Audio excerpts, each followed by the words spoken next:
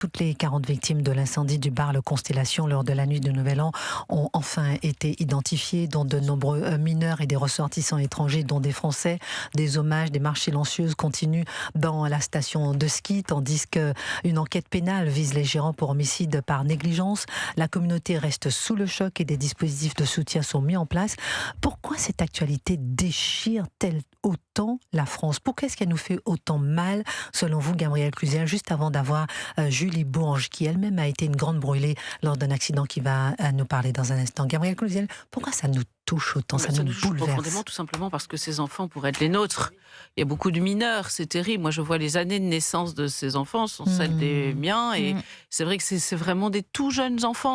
14, Qui étaient là pour le soir du 31. On imagine, les familles avaient dû dire, regardez, ils y vont avec les grands frères et sœurs, parce qu'il y a des fratries, il y avait des fratries cette soirée, donc c'est bien protégé, vous inquiétez pas, on connaît le bar, c'est complètement fou. C'est vraiment indisciple au sens propre du terme. Et puis aussi, vous savez, nous avons tendance à nous dire qu'en Suisse, en France, nous avons des normes, nous sommes protégés de ces catastrophes-là, que nous ne pouvons pas vivre ce genre de drame, ou plus le vivre, parce qu'il y en a eu par le passé. Donc la réalité, malheureusement, se rappelle à nous, et puis on a eu tous ces visages déchirants, ces parents qui ne savaient pas où étaient leurs enfants, ces jeunes qui sont sortis à pleurant, certains du reste avaient dit, voilà, je me suis accroché à ma croix. Enfin, c'était vraiment un retour à une réalité tragique que nous pensions avoir oubliée. Julie Bourges, vous êtes en ligne avec nous. Vous avez vu votre destin basculer à l'âge de 16 ans lors de la fête de votre lycée. En un instant, tout a basculé. Aujourd'hui, vous aidez les grands brûlés. D'abord, racontez-nous comment vous êtes entré dans ce combat par cette porte effectivement violente. Bonjour, déjà merci de me recevoir, merci pour votre confiance sur ce sujet qui me touche évidemment particulièrement, pour plusieurs raisons. Déjà le fait que ça se rapproche énormément de l'âge que j'avais quand j'ai eu mon accident, vu que j'ai été accidentée à l'âge de 16 ans.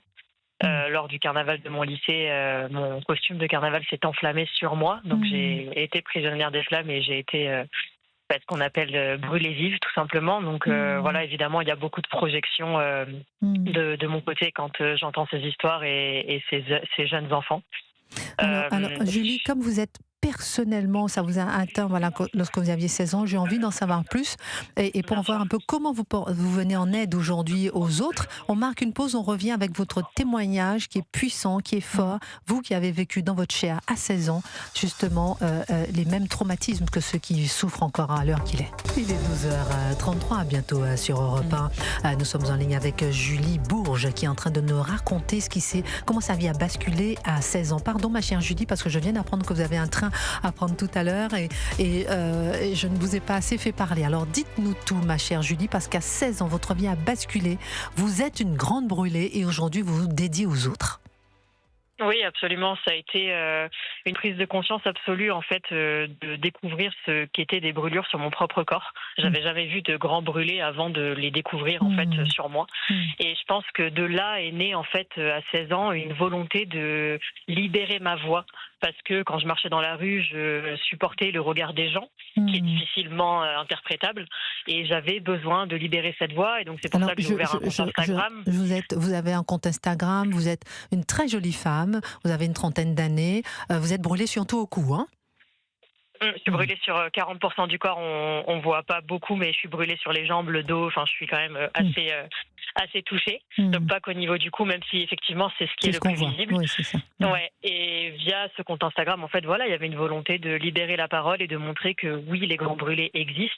Et ça rejoint effectivement un petit peu ce qui est en train de se passer, ce qui s'est passé à Crans-Montana, avec des parents qui sont au pied du lit d'hôpital de leurs enfants, qui vont vivre ce que j'ai vécu quand j'avais 16 ans. Et je crois qu'il y a une volonté simplement de ma part de dire que le combat ne s'arrête pas là, en fait, tout simplement.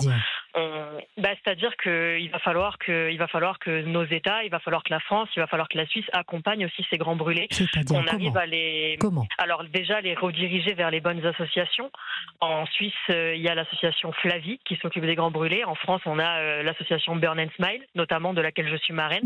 Et ces associations vont pouvoir, si vous voulez, rediriger les grands brûlés vers les soins psychologiques, vers les bons médecins, parce qu'on sous-estime en fait à quel point un grand brûlé a besoin de soins spécifiques après un coma artificiel qui va durer pour la majorité au moins 1 mois et demi. Alors ma chère Julie, quel genre de soins physiques et psychologiques a-t-on besoin après avoir été grand brûlé ? Alors déjà, il faut savoir qu'un grand brûlé, donc quand on le récupère, on estime qu'un grand brûlé, c'est déjà quelqu'un qui est touché à plus de 20% du corps. Là, on est sur des jeunes qui sont touchés majoritairement à 60% du corps, donc c'est énorme. On les plonge déjà dans un coma artificiel pour la douleur, pour pouvoir faire les premiers secours, les premiers soins, parce que la douleur est trop intense à supporter sans coma artificiel. Et ensuite, après ça, vient le changement de pansement, qui est extrêmement douloureux. Après ça, on a des cures thermales pour pouvoir traiter aussi les cicatrices. On a le port de vêtements compressifs. C'est pour ça que là, je sais que la Suisse, notamment l'hôpital de Sion, on fait appel à des couturiers parce que c'est des vêtements qui doivent être faits sur mesure pour aplatir les cicatrices. Parce que les cicatrices de brûlure, les greffes de peau, quand on greffe un grand brûlé, sont des cicatrices hypertrophiques qui gonflent. Donc on essaie de chercher aussi un aspect esthétique. Donc c'est très long. En fait, c'est très très long. Et ma chère Julie Bourges, vous qui êtes marraine de l'association Burns et Smiles, dernière question, quels soins psychologiques a-t-on besoin après ? De quoi a-t-on besoin psychologiquement après ? Je crois que c'est tout ce pourquoi je me bats aujourd'hui. On a besoin de savoir qu'on n'est pas seul. J'ai beaucoup manqué de représentation personnellement quand ça m'est arrivé en 2013, quand j'avais 16 ans. J'avais l'impression d'être la seule grande brûlée de France, sans vous mentir.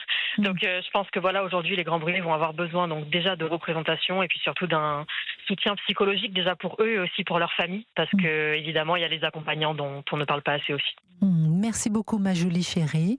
Je dis Julie parce que vous avez 2 millions de followers sur Instagram, que vous êtes très suivie, vous êtes très appréciée, vous êtes très jolie, très combative et très généreuse. Et bonne continuation à vous. Et on souhaite vraiment aussi bon rétablissement à tous ceux qui sont en souffrance en ce moment après Grand Montana. Excellente journée à vous ma chère Julie. Merci pour votre témoignage. Gabrielle Cluzel, peut-être une réaction par rapport à ce que nous disons. Oui, je trouve que ce témoignage est très touchant et il est important de le prendre en compte parce que ce que les gens n'imaginent pas pour connaître quelqu'un qui a été brûlé dans un contexte différent, mais c'est qu'on dit bon voilà, il y a tant de morts et puis les autres sont des blessés, on a envie presque de dire circuler, il n'y a rien à voir. Non, pas du tout. Ce sont des gens dont, pas tous évidemment, ça dépend de la façon dont ils ont été atteints, mais qui vont avoir une vie à reconstruire sur le plan physique et psychologique de façon très importante. Donc non, c'est pas terminé pour eux. Éric Tegner. Je trouve ça atroce ce qui s'est passé. Moi, je partage aussi beaucoup de colère qui est exprimée sur les réseaux sociaux. Pourquoi c'est arrivé ? Quand on voit les photos des chantiers de cette boîte de nuit, on est à Grand Montana. Normalement, il n'y a pas de souci financier. Donc c'était quoi ? C'était l'envie de faire de la marche pour éviter de se mettre sur des normes. Mais là, on parle même pas de normes de 2020, on parle de normes de 1980. C'est pas normal en fait.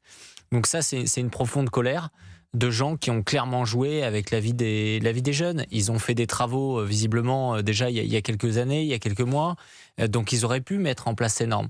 Et ça, c'est essentiel. Et le problème, c'est que ça crée encore plus de défiance à chaque fois. C'est-à-dire qu'on va se dire déjà qu'on a du mal aujourd'hui à se dire envoyer nos enfants ou autres en soirée à des événements. Si on se dit que même la Suisse, et en termes d'image d'ailleurs, pour la Suisse, c'est absolument catastrophique ce qui se passe aujourd'hui. Donc je trouve qu'il y a ce sentiment où parfois, vous savez, on peut être touché par un drame et on se dit dans le fond, ce drame ne pouvait pas être évité, c'était quelque chose, ça fait partie de la vie. Là, le problème, c'est que très clairement, et il va falloir suivre l'enquête, très clairement, il y avait des responsabilités. Très clairement, il y avait des responsabilités. Géraldine Amont, je vous sens aussi très touchée. J'étais très touchée, oui, avec la jeunesse des victimes, comme dit Gabrielle Cluzel, ça peut être nos enfants, nos nièces, nos neveux, et ces images de jeunes qui font la fête et le feu prend, donne froid dans le dos, et on peut, non, parce qu'on l'a pas vécu, mais imaginez l'angoisse de ces jeunes pris au piège, en fait, dans ce sous-sol, avec des escaliers, une espèce d'entonnoir où Et puis où les pauvres se sont dû se marcher dessus, la panique totale. Enfin, moi, ça me donne. J'en dors pas bien. Oui, il y a eu des héros. Oui, il y a eu des héros. Le videur, qui est malheureusement, je crois, décédé. Oui, il y a eu un père et son fils aussi. C'est ça, qui ont ouvert la porte de secours. DJ aussi, jeune DJ de 23 ans.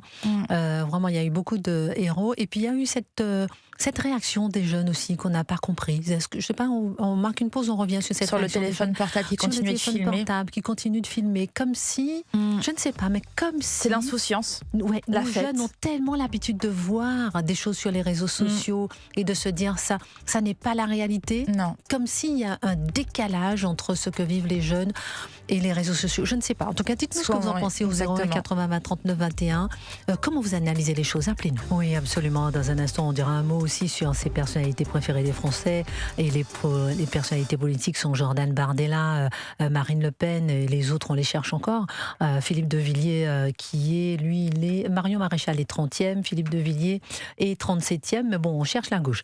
On en parle dans un instant. D'abord, on revient un peu sur ces... peut-être les réactions, effectivement. Appelez-nous au 01 80 20 39 21 pour nous dire comment vous pouvez analyser la réaction de ces jeunes, comme si la notion du danger... est-ce que nos jeunes ont encore la notion du danger, Gabrielle Cluzel? Oui, c'est une vraie question à se poser. Je pense qu'il y a plusieurs facteurs. Bon, il y a l'extrême jeunesse des jeunes qui étaient là. C'est vrai que plus on grandit, plus on devient méfiant. Donc, il y a le fait, vous avez raison, qu'ils assistent à des scènes virtuelles qui ne sont pas dangereuses par essence, puisqu'elles sont virtuelles. Donc, ils n'ont peut-être pas eu peur à cet instant T. Il y a le fait qu'ils se sentent protégés aussi, ceux qui se disent, c'est implicite, c'est inconscient, mais on est dans un pays de normes. Aujourd'hui, on sait plus ce que c'est que le feu. C'était une peur quand même ancestrale qui était dans les tripes de nos ancêtres. Le feu, là, ils ne savent plus ce que c'est le feu. Et puis je crois, pour l'avoir entendu dire, que théoriquement, la boîte de nuit aurait dû, à partir du moment où il y avait ce feu qui s'était déclenché, ça faisait partie de la procédure de sécurité, éteindre la musique, rallumer les lumières et éclairer toutes les voies de sortie de secours pour faire en sorte que les jeunes soient évacués. Là, il s'est passé beaucoup de temps, finalement, avant qu'ils prennent conscience de tout cela. Mais c'est vrai que je peux comprendre ce qui s'est passé à l'intérieur, je peux moins comprendre ce qui s'est passé avec ceux qui filmaient. Mais ça, pour le coup, là, je ne peux plus rien comprendre. Oui, là. Moi, ça me fait penser à une chose. Ensuite, on va passer au dernier sujet. Je me rappelle lorsqu'il y a eu le jeune héros au sac à dos. Je ne sais pas si vous vous rappelez. Henri d'Anselme. Henri d'Anselme. Lui, il a foncé sur celui qui est en train d'attaquer au couteau. Et il y a un autre qui le filmait tranquillement. On n'a jamais su qui c'était. Et il y a d'autres qui se sont dit, moi j'ai vu l'assassin passer, voilà, je l'ai laissé passer. Voilà, il y a deux catégories de personnes dans la société, ceux qui vont sauver, ceux qui aident, ceux qui ont cette force en eux pour se dire, je vais sauver mon prochain. Et puis ceux qui filment, ceux qui sont observateurs de la société. Eric Tegner. Oui, c'est pour ça que c'est un enjeu aussi d'éducation et de formation. Vous savez, à l'école, on apprend beaucoup d'absurdités aux enfants. On essaie de faire des cours sur la théorie du genre, tout ça, etc. Mais d'abord, commençons à leur faire des cours de secourisme, des cours également je parle d'autodéfense, c'est-à-dire cette capacité à pouvoir se défendre. Parce que de s'habituer aussi, effectivement, à une réaction. Souvent, en règle générale, on est tétanisé, soit quand on est agressé, soit lorsqu'il y a un drame, etc. Et donc, il faut pouvoir s'habituer. Le sport aide à ça, certains sports comme le rugby, etc., où vous avez un choc, vous savez très vite remonter dessus. Donc c'est cet aspect éducatif aussi qu'il faut prendre en compte, qui est absolument massif, parce que des cas comme ça dont vous venez de citer, Christine, des cas d'agression dans le métro, on voit des femmes qui se font agresser dans le métro, tout le monde qui filme et personne qui bouge. C'est un sujet qui est aujourd'hui immense en France. Un sujet immense en France, c'est un fléau. Effectivement. Un fléau.